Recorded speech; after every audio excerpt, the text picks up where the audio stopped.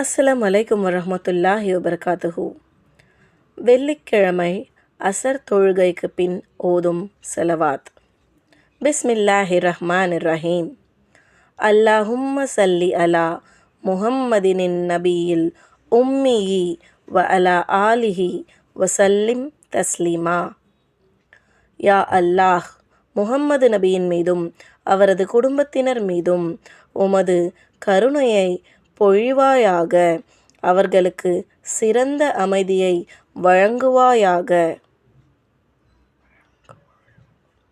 இந்த ஸலவாத்தை வெள்ளிக்கிழமை அன்று அஸ்ஸர் தொழுகைக்கு பிறகு அதே இடத்தில் அமர்ந்து 80 தடவைகள் ஓதியவருக்கு 80 வருடங்களின் பாவங்கள் மன்னிக்கப்படும் என்று நாயகம் ஸல்லல்லாஹு அலைஹி வஸல்லம் அவர்கள் நவின்றுள்ளார்கள்.